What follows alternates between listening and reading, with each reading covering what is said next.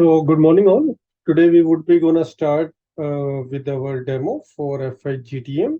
Okay, I hope you people are aware about FIGTM. Even if you are not aware, that's all right. आज हम जो बात करेंगे starting से and तक, थोड़ा मैं आपको ब्रीफ भी दूंगा व्हाट इज डीएनएस, और फिर हम जीटीएम की भी बात करेंगे, like how GTM works, what is the architecture structure for the GTM. Okay.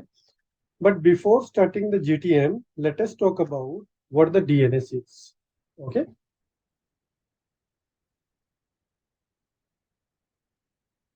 So if you say and talk about DNS, DNS is a term which is stands for domain name system, right? तो आप देखो DNS stands for domain name system, बड़ा fundamental सी एक technology है. All of us are aware which convert your name to the IP. But let me tell you, it is really very very crucial. बहुत important चीज है ये. Without DNS आज के time पे, if you say the DNS can, without DNS the internet can not coexist, right? So what happened is, if we talk about history of DNS, अगर मैं आपको थोड़ा सा इसके बारे में बताऊं कि ये डीएनएस कैसे स्टार्ट हुआ, क्या हुआ, तो थोड़ा let us understand about DNS. That would be, you would be more able to understand about all the fundamental building blocks of the F5GTM if you are aware about DNS history. तो before internet हमारे पास जो start हुआ था, that was ARPANET, right, which was started by DoD, department of defence, right? तो उस time पर जब ARPANET था, डीएनएस एग्जिस्ट नहीं करता था, बिकॉज इंटरनेट भी एग्जिस्ट नहीं करता था. इंटरनेट भी हमारा बाद में बना. तो ARPANET के टाइम पे they people find out a solution that we can put these kind of resolution on the host.txt. So these are simple text files named as host.txt, and these was get maintained on every PC, right? आज भी अगर आप Windows में देखो तो ये files आपको मिलेंगी, है ना? If you wanted to see it, आप सिंपल, आप जैसे विंडोज पे जाओ, सी में जाओ, right? There is a path, if you people are aware, right? C Windows, then it is. Give me a minute.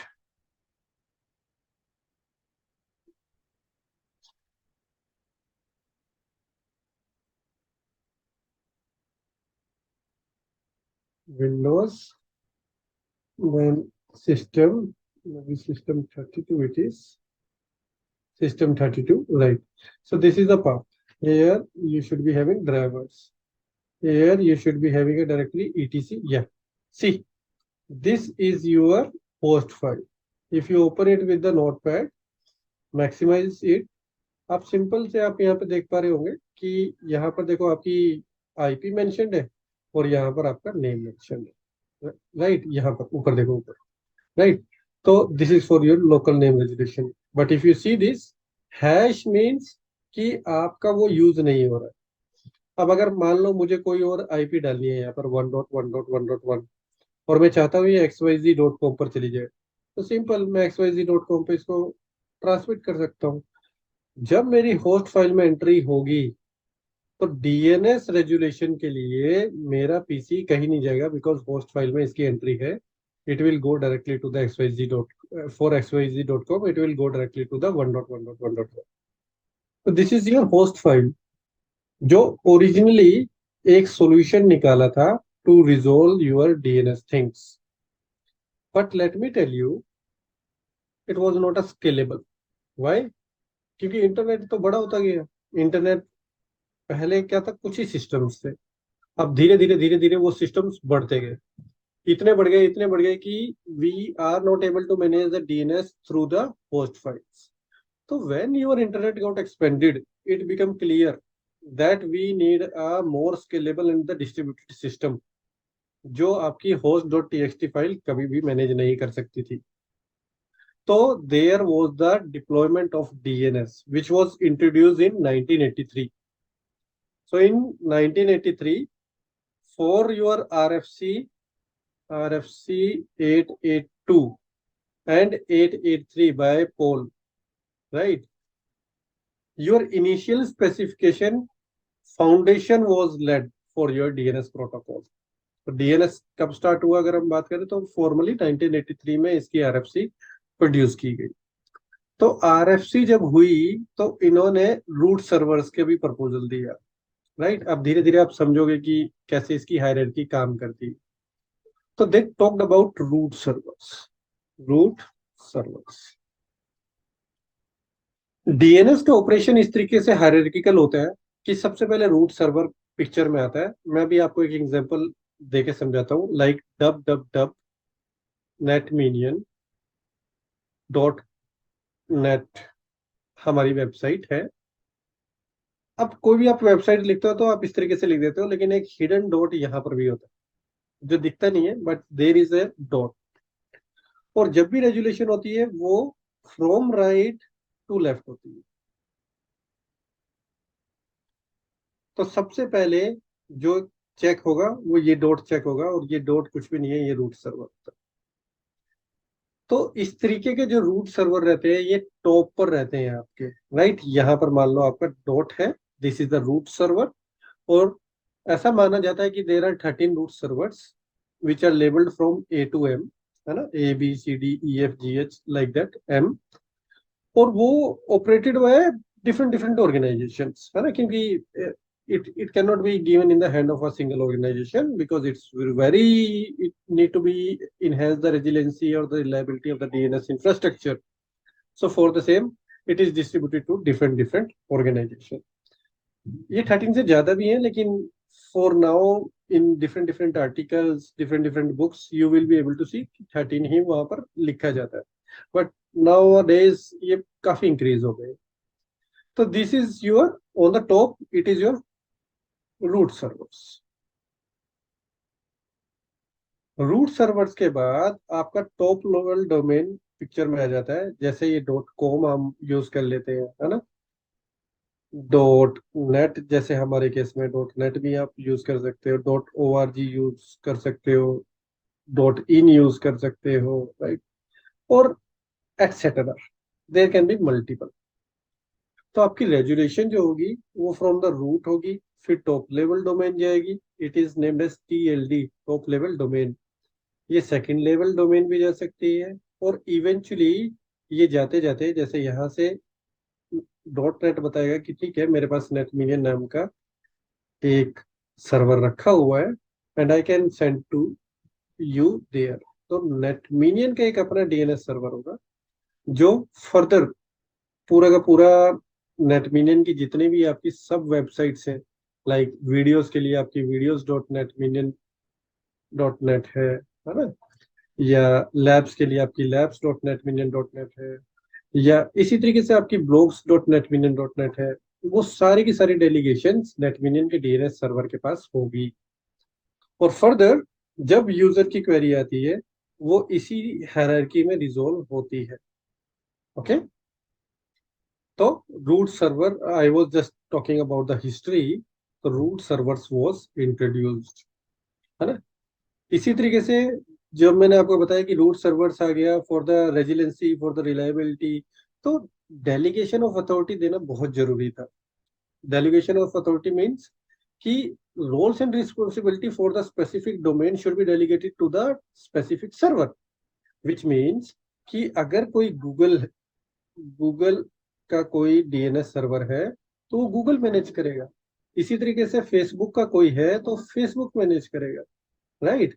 तो इवेंचुअली होता क्या है, जैसे मेरी कोई क्वेरी आई, ये मेरे कुछ क्लाइंट्स है, राइट? एक क्लाइंट मेरा गूगल के पास जाना चाह रहा है, एक मेरा फेसबुक के पास जाना चाह रहा है। ओके, तो यहाँ पर एक टर्म होती है LDNS, लोकल DNS, जो कि हर क्लाउड सर्विस प्रोवाइडर हमें देता है। लोकल DNS के पास अगर कैशे है तो वो तभी की तभी IP दे देता है, अदरवाइज वो कहाँ जाएगा? जैसे मैंने अभी आपको बताया था, रूट सर्वर के पास।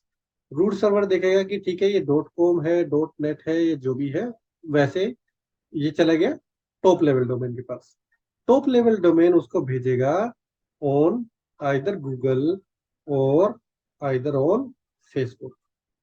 और यहाँ पर गूगल और फेसबुक के डीएनएस के पास उसकी बहुत सारी इंफॉर्मेशन होगी for the sub domains, and as usual there can be different different IP addresses.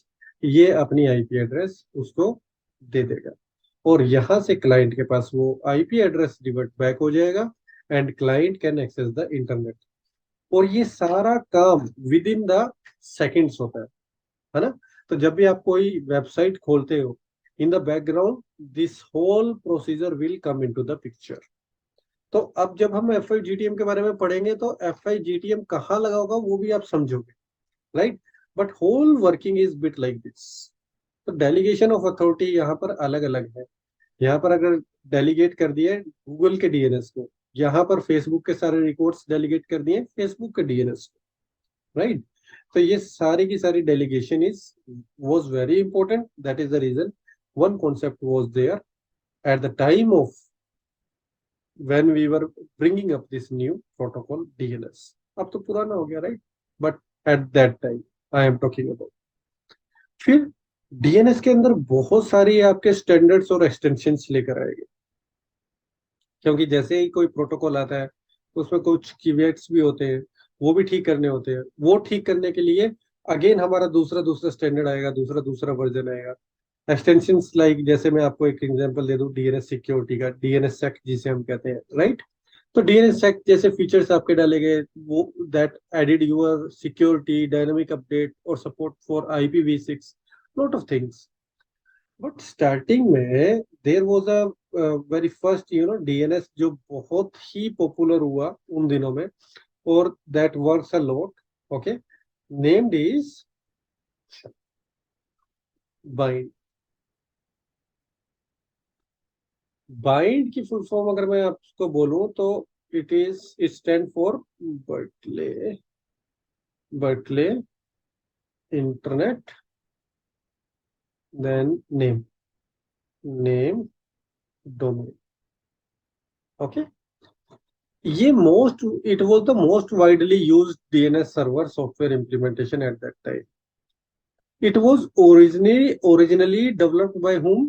By a university, University of your California, named as Berkeley, okay, California University. And really it played a really very significant role जब आपका DNS बन रहा था, तो this was really playing a very significant role. और now days also people try to use BIND. क्यों?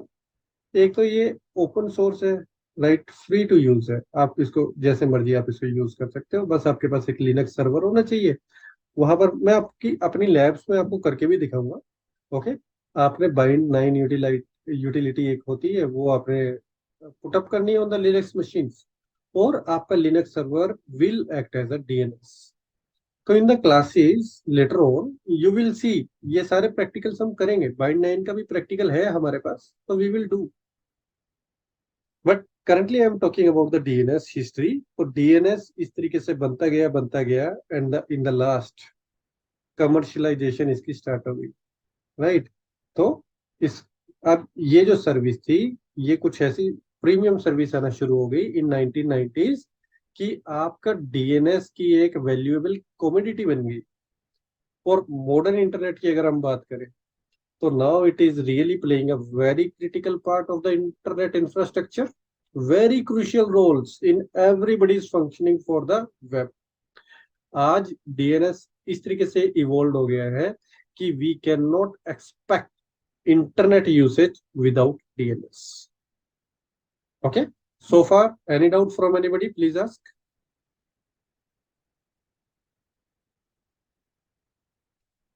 So much No, sir. silent. Okay. Let me proceed then. So we will be going to talk about F5 DNS module. F5 DNS module earlier, इसका जो पहले नाम था, farmer name जिसे हम बोल देते हैं ना, तो मैं यहाँ लिख देता हूँ formerly, right, known as GTM।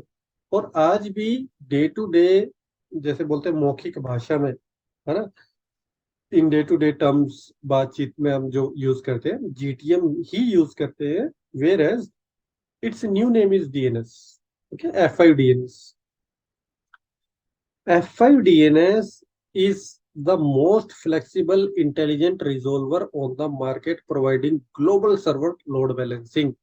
तो GSLB के बारे में भी मैं अभी आपको बताऊंगा, आज के डेमो में ही बताऊंगा।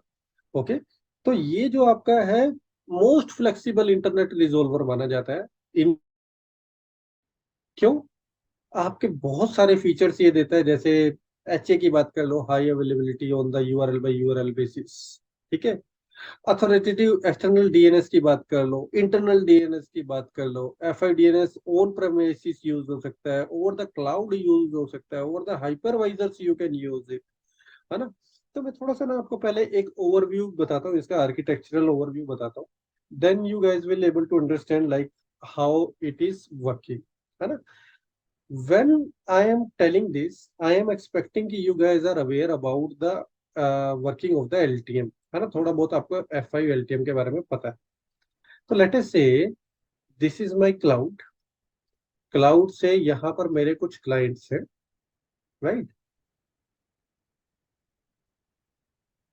ये क्लाइंट्स मेरे क्लाउड पर आएंगे for any of the application, और यहाँ पर मेरा LDNS होगा जो मुझे रिजोल्व करके देगा लाइक मेरी आईपी क्या है।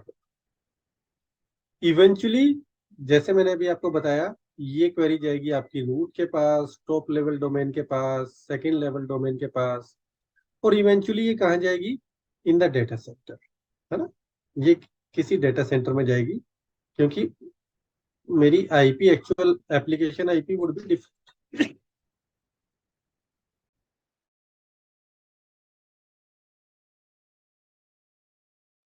Sorry, so my actual application IP is different। तो जब ये किसी डेटा सेंटर में जाएगी, मान लो ये एक डेटा सेंटर में गई, डेटा सेंटर ए इसका नाम दे देता हूँ, data centre is in India, data से इट्स इन इंडिया। तो जब भी कोई मेरी क्वेरी डेटा सेंटर पे जाएगी, राइट, डेटा सेंटर के अंदर आपके क्या होते हैं? LB यूनिट होती है, राइट। तो लेट अस से there are some LTMs, LTM1, LTM2। मैंने आपके दो LTM लगा लिए which is working in HA। Depending upon your scenario आपको कैसे बनाने हैं, active active active stand by, again depend upon you, right. आपका कैसा इन्वायरमेंट, आपने कुछ एप्लीकेशंस बना ली, मान लेते हैं यहाँ पर वर्चुअल सर्वर 1 और वर्चुअल सर्वर 2 आपने क्रिएट कर लिया, और ये HA में है, तो यहाँ पर भी आपका वर्चुअल सर्वर 1 और वर्चुअल सर्वर 2 ही एग्जिस्ट होगा, right. LTM, LTM as you people aware, LTM जो जाएगा वो कहाँ जाएगा? एप्लीकेशन सर्वर्स पे, या हम बोल देते हैं सर्वर फॉर्म पे। तो एप्लीकेशन के बाद it will go to the servers, है ना। आपका LTM कैसे वर्क करता है, छोटा सा मैं आपको बता दूं। यहाँ पर आपका वर्चुअल सर्वर होता है, वर्चुअल सर्वर पे ट्रैफिक आएगा, मींस आपका LTM पे ट्रैफिक आएगा। उसके बाद LTM के पास आपका एक पूल आपका होगा, पूल के अंदर आपके सर्वर्स हो, सर्वर 1, है ना, 1, सर्वर 2। तो ये कुछ आपके सर्वर्स आपके इस तरीके से होंगे। It can be server more than 2 servers, but for the simplicity मैं आपको बता रहा हूँ सिर्फ 2 सर्वर्स, लेकिन आपको एग्जांपल दे। तब आपकी जो भी एप्लीकेशन का ट्रैफिक आएगा, that traffic will generate from your clients. Client से वो LDNS पे, LDNS से रूट पे, रूट से top level second level domain, उसको आईपी मिल जाएगी। आईपी मिलते ही वो कहा जाएगा वर्चुअल सर्वर, वर्चुअल सर्वर से वो पूल पे जाएगा, पूल से वो जाएगा एप्लीकेशन सर्वर से, एप्लीकेशन सर्वर उसको एप्लीकेशन ट्रैफिक सेंड करेगा। तो here I am talking about two traffic. पहला ट्रैफिक DNS ट्रैफिक होगा। DNS ट्रैफिक में अगर मेरी कोई एप्लीकेशन है abc.com या netminion.com, इसकी आईपी मिल जाएगी लेट अस से 1.1.1.1। सेकंड मेरा जो ट्रैफिक होगा that would be application traffic.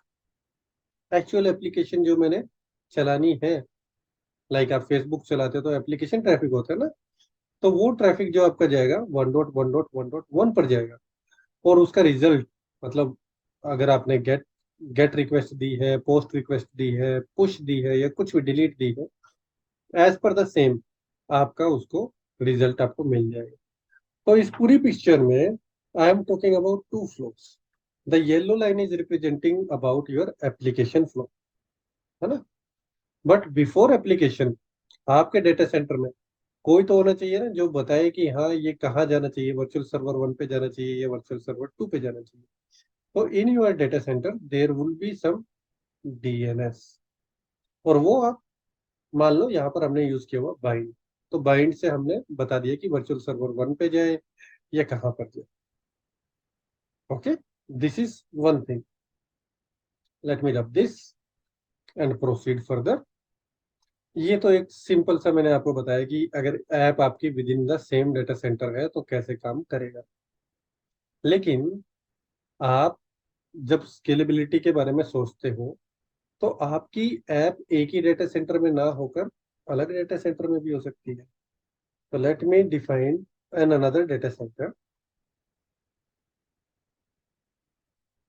Let us से इट्स इन द यूरोप। अब यूरोप डेटा सेंटर में अगेन आपके पास फिर से एलटीएम्स होंगे। यहाँ पर भी मैं दो एलटीएम बना लेता हूँ फॉर द सिंप्लिसिटी से ऑफ योर एच। उसके बाद आपका सर्वर फॉर्म होगा, तो यहाँ पर मैं एक सर्वर फॉर्म बना देता हूँ आपका। राइट, सेम एप्लीकेशन जो आपकी इंडिया डेटा सेंटर में चल रही थी वही यूरोप डेटा सेंटर में भी चलेंगी। तो let me take an example कि जो आपकी एप्लीकेशन यहाँ पर चल रही थी that is Netminion dot net. यहाँ पर भी आपकी वही एप्लीकेशन चलेगी नेटमिनियन डॉट नेट। ओके, अब आपका जब एलडीएनएस देखेगा तो LDNS can go to your data centre for the India और फ्रॉम यूरोप। राइट, अब पहले क्या होता था जब हमारे पास डीएनएस नहीं था, एफआई डीएनएस नहीं था, या हम बोलते जीटीएम नहीं था, तो एलडीएनएस जो एक्सेस करेगा वो on the basis of cache करेगा। अगर उसके पास कैशे एंट्री है तो वहीं की वहीं वो आंसर दे देगा। अगर कैशे एंट्री नहीं है तो एलडीएनएस विल कम राइट। तो वो देखेगा कि ठीक है, मेरे को एंट्री बताओ कहाँ है। मान लेते हैं यहाँ पर एक और डीएनएस सर्वर है फॉर नेटमिनियन। राइट, अब ये जो डीएनएस सर्वर है ये इंटेलिजेंट नहीं है। इसके पास जो आईपी पड़ी हुई थी ये वर्चुअल सर्वर 1 की भी थी, और वर्चुअल सर्वर यहाँ पर हम बना देते हैं, एक और वर्चुअल सर्वर बना देते हैं जस्ट की वे। यहाँ पर हम वर्चुअल सर्वर बना देते हैं 3 और वर्चुअल सर्वर 4। 3 की आईपी दे देते हैं 3.3.3.3, 1 की दे देते हैं 1.1.1.1। लेट अस से मेरी जो एप्लीकेशन चल रही है वो 1.1.1 पे या 3.3.3 पे चल रही है। तो यहाँ पर जो डीएनएस की एंट्री होगी वो आपकी उसके अंदर रखा होगा 1.1.1.1 या 3.3.3.3। अब मेरा जो ये क्लाइंट आ रहा है, ये क्लाइंट आ तो इंडिया से रहा है, आइडली इसको जाना चाहिए था इंडिया पे, लेकिन लोड बैलेंसिंग यहाँ पे स्टैटिक लोड बैलेंसिंग हुई हुई है राउंड रोबिन करके। हो सकता है डीएनएस ने उसको पहुंचा दिया 3.3.3 पर। अब ऐसा करने से क्या होगा, एप्लीकेशन तो वो एक्सेस कर सकता है बट लेटेंसी इंट्रोड्यूस कर दी। राइट, और अगेन मेरे पहले वाले जो डीएनएस थे those are not providing more of the security feature also, या अगर मैं किसी वेंडर से ले रहा हूँ तो वो मुझे बहुत महंगा पड़ता है। Later on I will talk about different different DNS solutions, कि जैसे हम क्लाउड फ्लेयर से ले रहे हो या कहीं से भी ले रहे हो, but obvious you will get the security and different features, but ये आपको बहुत महंगा पड़ेगा बिकॉज ट्रांजेक्शन पर सेकंड पर वो आपको चार्ज करेगा। अब उस सब को हटाने के लिए व्हाट वी विल डू, मैं थोड़ा सा इस डायग्राम को चेंज कर देता हूँ और यहाँ पर डीएनएस इंट्रोड्यूस कर देता हूँ। डीएनएस मतलब F I G T M, ये डीएनएस यहाँ पर इंट्रोड्यूस कर देता हूँ और एक आपको पिक्चर इस तरीके से बता देता हूँ कि ये it is going like this. अब मेरी क्वेरी कहीं भी जा सकती है किसी भी डीएनएस पे, और ये जो दो डीएनएस मैंने बनाए हैं, डीएनएस इसका इसका नाम दे देते हैं क्योंकि ये यूएस का है तो डीएनएस इन यूएस, ये इंडिया में है तो डीएनएस इन इंडिया। ये डीएनएस इन यूएस और DNS in India will be in sync, ये सिंक में रहेंगे। तो अगर मेरी एलडीएनएस से क्वेरी यहाँ जाती है या एलडीएनएस से क्वेरी यहाँ जाती है, डजेंट मैटर, ये डीएनएस सिंक में है। और डीएनएस जो है इंफॉर्मेशन वही देंगे जो यूजर के लिए पास पड़े, depending upon the TTL, depending upon the different different load balancing mechanisms. उसके बारे में मैं थोड़ा सा ओवरव्यू अभी आपको दूंगा, but I hope so far there is no doubt, right? Okay, अब थोड़ा सा समझते हैं इसके बारे में और समझते हैं होता क्या है in case of your GTL. Let us से ये मैंने आपका डाटा सेंटर बनाया था इंडिया का, यहाँ पर मैंने आपके बनाए थे एलटीएम। यहाँ पर लेट अस से वर्चुअल सर्वर 1 है, वर्चुअल सर्वर 2 है, for different different two applications I am taking to the consideration. यहाँ पर मैंने बनाया था डीसी ऑफ यूएस, यहाँ पर भी मैंने आपके एलटीएम्स बना दिए थे जो वर्चुअल सर्वर लेट अस से 3 है या वर्चुअल सर्वर 4 है, different different of your application, right? तो ये भी आपके एलटीएम है, ये भी आपका एलटीएम है, ये भी आपके एलटीएम डिवाइस है। इसके लिए मैंने आपका एक यहाँ पे डीएनएस बना दिया था, इसके लिए मैंने आपका एक यहाँ पे डीएनएस बना दिया था। तो ये डीएनएस मेरा डीएनएस लेटेस्ट से 1 है, ये मेरा डीएनएस लेटेस्ट से 2 है। ओके, तो ये मेरी एंड टू एंड कम्युनिकेशन हो रही थी। अब आपको क्या करना पड़ता है इन द डीएनएस, सबसे पहले आप डीएनएस में डेटा सेंटर बनाओ। तो डेटा सेंटर यहाँ पर क्योंकि आपकी कंडीशन में दो है तो आप दो बनाओगे, कहीं पर तीन चार, एज पर योर डिजाइन जितने भी होंगे आप उतने डेटा सेंटर हर डीएनएस में बनाओ, right? Later on in the class I will tell you sync group से आप कैसे सारी कॉन्फ़िगरेशन सिंक कर सकते हो, बट फिलहाल के लिए आप समझो कि आपने पूरी डिवाइसेस में बनाए। तो यहाँ पर मैंने बता दिया डीसी यूएस का है, डीसी इंडिया का है।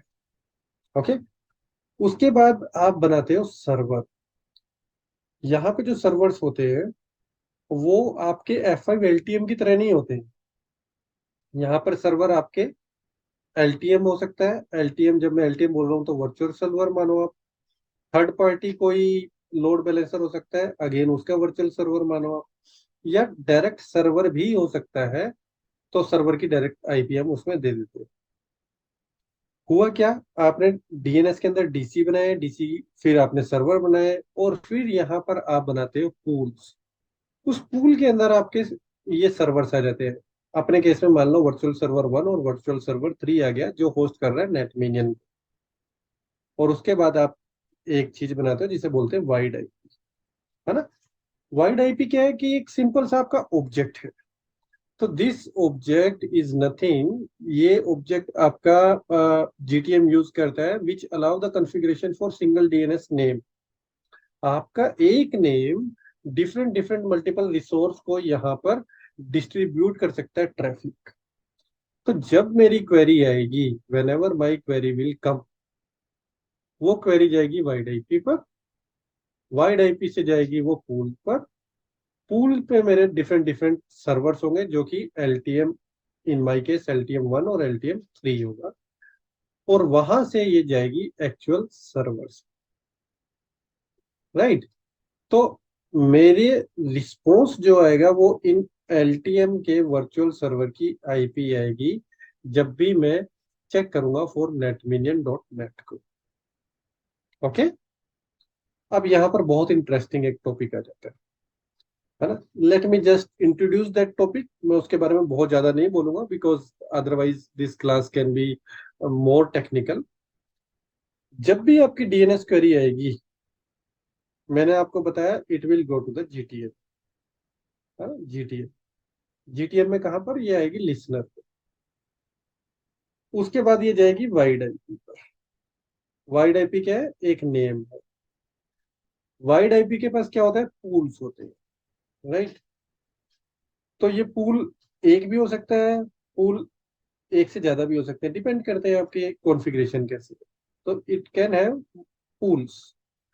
पूल्स में क्या होता है, वर्चुअल सर्वर्स होते हैं जिनको हम सर्वर्स बोलते हैं। लेट अस से वन वर्चुअल सर्वर है या वर्चुअल सर्वर टू है। एक्चुअल आईपी जो होगी, है ना, यहाँ से मान लो ये वर्चुअल सर्वर 3 पे गया, ये वर्चुअल सर्वर 4 पे गया। एक्चुअल आईपी जो जाएगी क्लाइंट के पास, जो ये क्लाइंट ने डीएनएस क्वेरी की थी, वो depending upon load balancing mechanism, या तो वर्चुअल सर्वर 1 की जाएगी, या वर्चुअल सर्वर 2 की जाएगी, या वर्चुअल सर्वर 3 की जाएगी, या वर्चुअल सर्वर 4 की जाएगी। जहां भी आपका ट्रैफिक जाए वो वहीं जाएगी। अब ये होगा क्या, जब आपका वाइड आईपी पर आया, वाइड आईपी पर आपका एक लोड बैलेंसिंग मैकेनिज्म वर्क करेगा, which will see either my traffic should go to the pool 1 और पूल 2। मान लो इसने सेलेक्ट किया पूल 2, पूल 2 पर फिर से आपका लोड बैलेंसिंग वर्क करेगा और वो चेक करेगा कि इधर I should go to the virtual server 3 और वर्चुअल सर्वर 4। लेट अस से इसने सेलेक्ट किया वर्चुअल सर्वर 3, तो इसका जो रिस्पॉन्स आएगा क्वेरी का, that would be the IP of virtual server 3। So you can see there is a lot of detailing, lot of load balancing mechanism are there in case of your F5 GTM device, है ना। तो जब आप wide IP बनाओगे, जब आप इस तरीके से काम करोगे, तो you will understand more. And as I was telling you कि हम जो लैब में बनाएंगे, फ्रॉम द स्टार्ट हम स्क्रैच से स्टार्ट करेंगे, इवन हम डीएनएस बाइंड भी बनाएंगे। और फिर लेटर ऑन मैं आपको बताऊंगा कि बाइंड से अगर आपको इसे क्या बोलते हैं ना, इंटेलिजेंट डीएनएस रेजुलेशन बोलते हैं, जो आपका वाइड आईपी से आपने काम किया। बट आपका जरूरी नहीं है आपको हर वक्त इंटेलिजेंट डीएनएस रेजुलेशन ही चाहिए। हो सकता है आपके इन्वायरमेंट में ऑलरेडी डीएनएस काम कर रहा हो। अगर ऑलरेडी डीएनएस काम कर रहा है, तो आप जो F5 GTM लगाओगे, वो उसको ऑफलोड करने के लिए लगाओगे, या मान लो उसको सिक्योरिटी प्रोवाइड करने के लिए लगाओगे। उसे नॉन अथॉरिटेटिव डीएनएस सर्वर बोलते हैं। तो in that case also you can apply your F5 DNS। उस केस में आपको जोन ट्रांसफर का एक फंडामेंटल छोटा सा एक प्रैक्टिकल होता है, जो मैं आपको करके दिखाऊंगा इन द लैब। तो you need to do zone practical, okay, zone transfer practical. Eventually what I am trying to say is कि from the scratch we will be talking for this course, है ना, बिल्कुल एकदम basic से हम start करेंगे।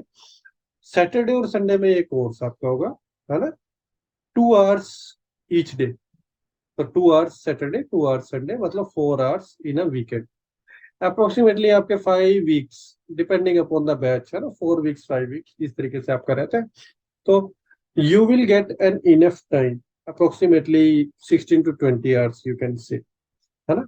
तो इसमें आप पूरा टेक्नोलॉजी पढ़ेंगे, जिसमें हम जो भी पढ़ाते हैं that we keep on record, and we used to give that recording to you, जो 24/7 you can access on your any of the device। Apple की डिवाइस है आपकी, वहां पर आप हमारी ऐप डाउनलोड करके देख सकते हो, राइट। एंड्रॉइड है, वहां आप ऐप डाउनलोड करके देख सकते हो। अगर आपके पास सिस्टम है ना, लैपटॉप पे आप पढ़ना चाहते हो, तो लैपटॉप वेब पोर्टल पे भी आप हमारी ऐप खोल के you can read about. Second, जब हम पढ़ाएंगे, we will give you the lab access. Lab again आपको 24/7 अवेलेबल होगी। You can play around on the lab as per your own choice, जैसा आप, जिस तरीके से आप लैब बनाना चाह रहे हो, मतलब आपको स्क्रैच से बनानी है। And everybody of you will be having the different different ports, which means अगर हमारे पास 3 स्टूडेंट हैं, 1 2 3, तो जो 1 काम कर रहा है उसका काम 2 को रिफ्लेक्ट नहीं होगा, जो 2 कर रहा है उसका काम 1 को या 3 को रिफ्लेक्ट नहीं होगा। हर कोई अपनी लैब खुद से बनाएगा, हर कोई खुद से सीखेगा हर एक चीज। So it's not like this कि मैंने आपको थ्योरेटिकल बताया और उसके बाद जयराम जी की, no. You need to understand that when I am teaching something, you need to do the practical by your own। आपको बिट लाइक कि आप खुद से वो असाइनमेंट्स करेंगे, खुद से आप वो वर्कबुक्स करेंगे, तो you will feel like more comfortable. किसी भी टेक्नोलॉजी को पढ़ने के लिए थ्योरी काफी नहीं है, आपको प्रैक्टिकल आना ही चाहिए, है ना। तो for practical you people will get lab as complimentary, videos complimentaries, lab complimentaries. Using these labs you can make your hand dirty and you can learn more and more about the technology, है ना। तो मैं आपको दिखा भी दूं lab कैसे दिखाई देगी, तो you can see this is our lab topology. अब अगर यहाँ पर अगर आप लैब देखो, तो you have like GTM1, here you have GTM2, it is in a pack data center, it is in email data center। यहाँ पर आप देख रहे हो लिनक्स सर्वर आपके पड़े हुए हैं, सॉरी, यहाँ आप देखते हो तो ये लोकल डीएनएस सर्वर आप बना रहे हो। तो यहाँ पर हम बाइंड करेंगे, राइट। बाइंड के बाद हम यहाँ पर all of the accelerated DNS resolutions जो हमारी लैब रहती है वो सारे करेंगे, है ना। तो हम खुद से डीएनएस सर्वर यहाँ पर भी बनाएंगे, जीटीएम पर भी बनाएंगे, एक्सटर्नल क्लाइंट से वो क्वेरी यहाँ या यहाँ जाएगी। तो बहुत सारे लोड बैलेंसिंग मैकेनिज्म जो काम में आते हैं वो भी हम चेक करेंगे, या each and every part will be taken into the consideration. अगर आपको देखना है क्या क्या कवर होगा, है ना, तो you can go to our website. Simply आप यहाँ पर टाइप करो ना, देखो मैं आपको सिंपली लिखो netminion.net लिखो, आप कोर्सेज पे जाओ। यहाँ पर देखो हम we are dealing in different different courses, right. आप किसी भी इमेज पे क्लिक करोगे उस कोर्स के रिगार्डिंग आपको वो सारा बताएगा। तो here you can see our previous demos also, है ना, जो हमारे पिछले डेमो थे। अगर हम आपने हमसे व्हाट्सएप पे चैट करनी है, टेलीग्राम से बात करनी है, जैसे भी आप बात करना चाहते हो वैसे आप बात कर सकते हो। यू गो डाउन, और यहाँ पर आप ये डाउनलोड कंप्लीट सिलेबस का आपका ऑप्शन है, तो you can see what is the syllabus what we are dealing with, है ना। तो there you can see even अगर आप हमसे ब्लॉगिंग के थ्रू, जैसे ब्लॉग ब्लॉग नेट मिलियन अगर मैं आपका लिखूँ, तो यहाँ पर काफी अच्छे अच्छे आपको ब्लॉग्स भी मिल जाएंगे, राइट। जैसे अभी आप if you see cyber security का या फिर फर्मवेयर अपग्रेड का, या there are lot of blogs. I will insist you, आप वहां पर जाओ, अपनी नॉलेज बढ़ाओ। This is free resources, you can just read about them. You can go with like what is GitHub kind of things. हमारा Python का भी batch start हुआ है हिंदी में, जो F5 पे how we can use Python, वो सारी बातें हम करेंगे, राइट। So there are lot of things in the pipeline. If you are a learner, you can expose to the knowledge powerhouse by yourself in any of the language, Hindi बोलो English बोलो जिसमें भी आपको चाहिए, you will get that, right। So everybody of us are the working professional. Even if you talk about me, I am also myself is Radhe Verma, okay, and I do also have 15 years of experience। तो जो भी हमारे यहाँ पर पढ़ाते हैं, जो भी XYZ हमें यहाँ पर पढ़ाएंगे, right, everybody of us are the working professionals. तो जो भी आपसे हम बात करने वाले हैं वो थ्योरेटिकली बात नहीं करेंगे हम, that thing will be practical thing, okay. तो वो सारी की सारी प्रैक्टिकल चीजें होंगी कि जो आपको आपके ऑफिस में काम आए, विद रिस्पेक्ट टू योर एव लाइक माइग्रेशंस आपके काम आए, with respect to your certifications आपके काम आए, है ना, या आप इंटरव्यू के लिए जा रहे हो तो वहां पर आपको काम आए। These are the things like we are expect, you can expect from us कि हम आपको क्या पढ़ाएंगे, okay. Is there any doubt from anybody, you can ask. Okay, I am expecting no doubt. I would like to say thanks for your time. Have a very great day. We'll see you in the classes. Bye. Take care.